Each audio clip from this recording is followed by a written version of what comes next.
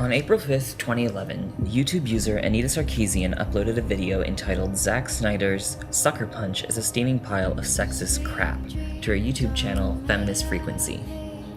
Like her other videos, it appeared that this video's goal would be to illuminate misrepresentation of women in mainstream media, particularly in the story tropes. However, what we ended up with getting was not this.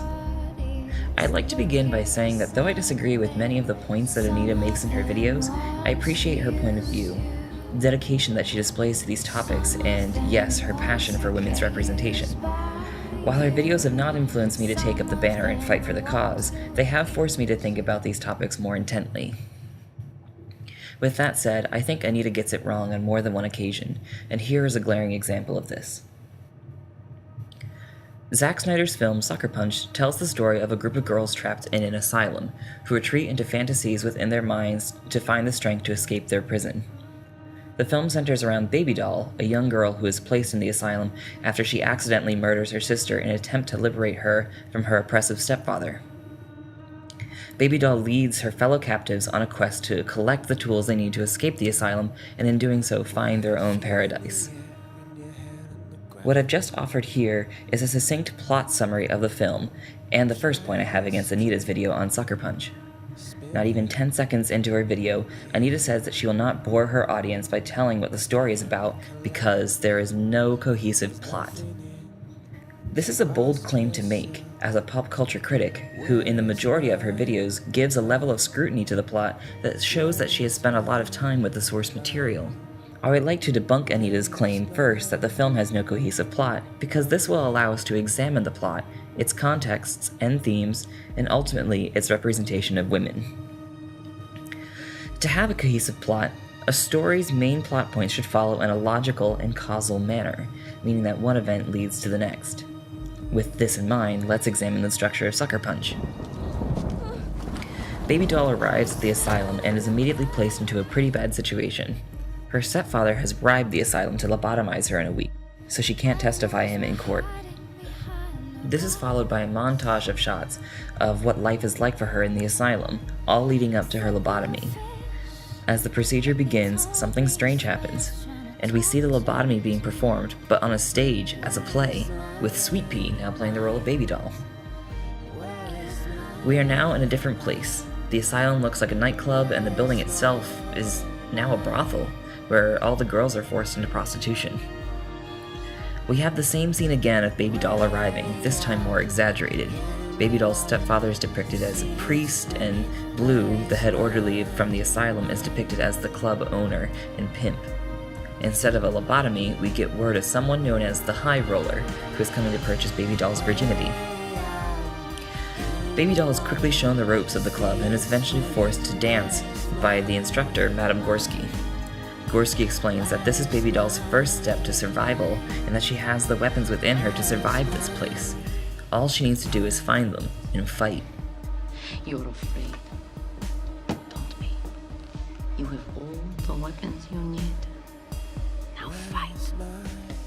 Baby Doll begins to dance. However, we do not see what this dance entails because the viewer is whisked into Baby Doll's mind, to some sort of Japanese shrine where she meets a wise old man. Keep in mind that this is all in Baby Doll's head, her fantasy projection of what she's doing now, her dance.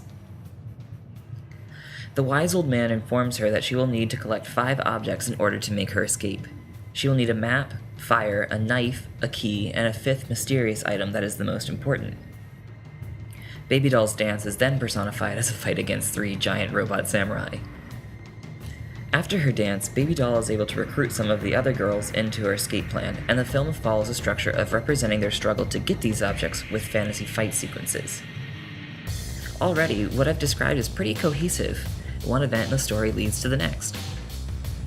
Even seemingly unrelated events are, like seeing Baby Doll arrive twice. Spoilers ahead here now. At the end of the film, Baby Doll and Sweet Pea are the only ones left. They have executed their plan to escape the brothel, but run into one final hitch: a bunch of guards outside the building.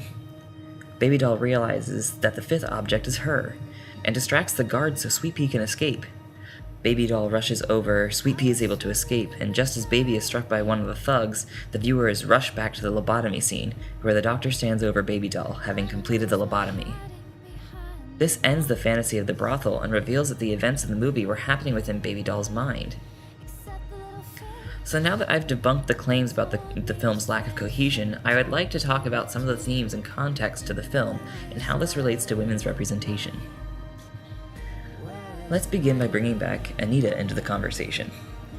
Anita's critique of the film's representation of women begins and ends at their appearance. Admittedly, the girls prance around and even fight bad guys in fishnet stockings, corsets, and generally do have a sexualized appearance. She goes on to say that the film infantilizes women with their cutesy names and outfits in an attempt to make it so the film can have it both ways, so that it can please a male adolescent audience while pleasing women viewers who want to see empowered females fighting like their male action hero counterparts.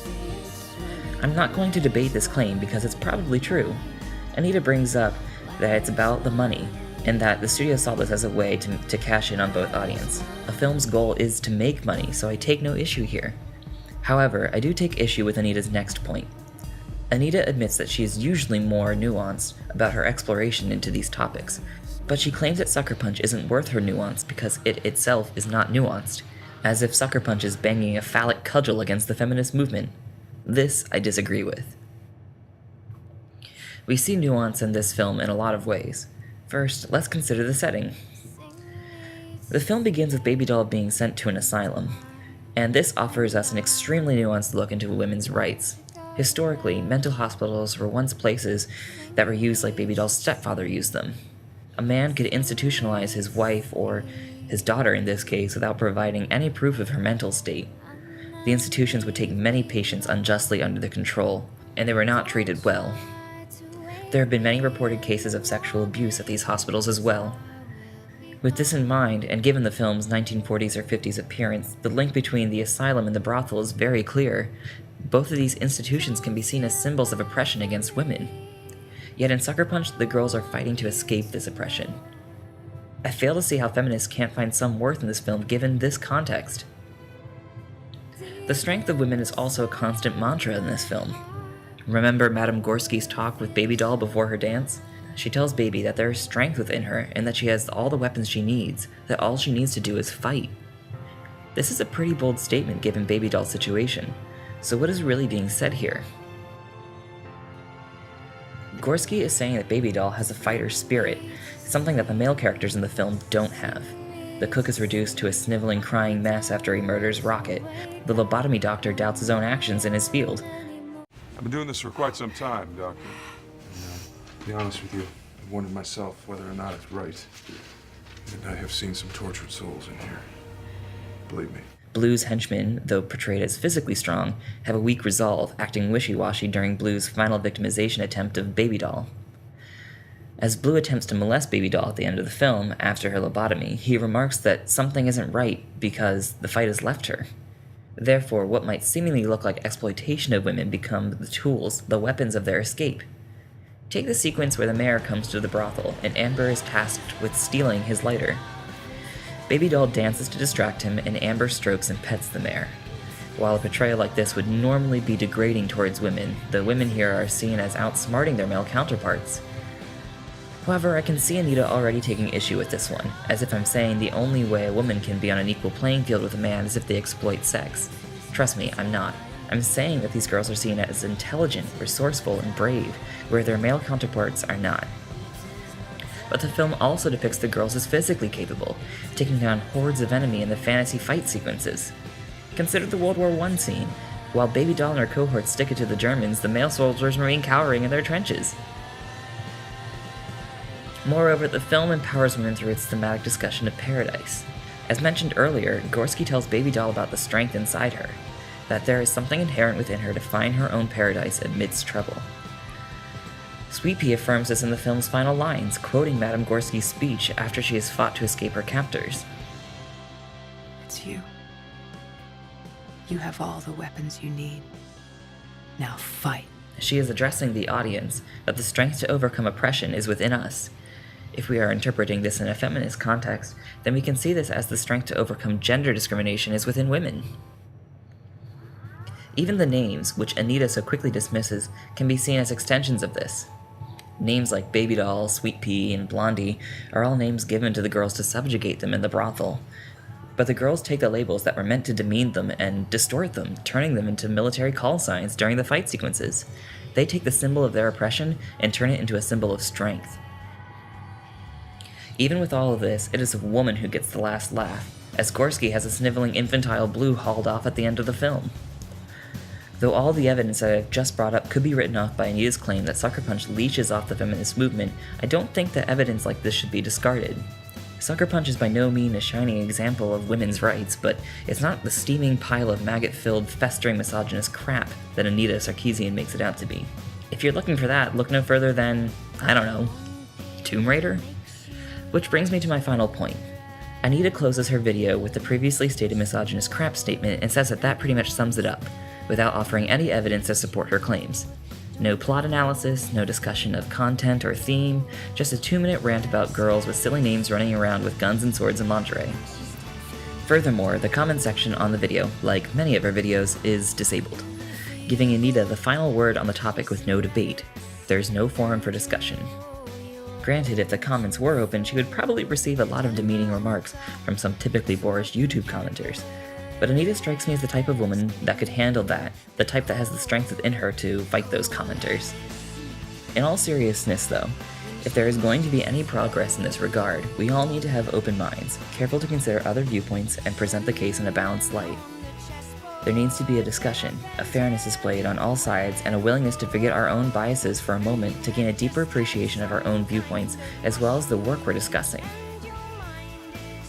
In Anita's series on video games tropes versus women, she is careful to point out that it is possible to enjoy a work while being critical of it. However, this, and a willingness to approach all pop culture debate in a nuanced and even unbiased light, is not something I've seen out of Anita yet.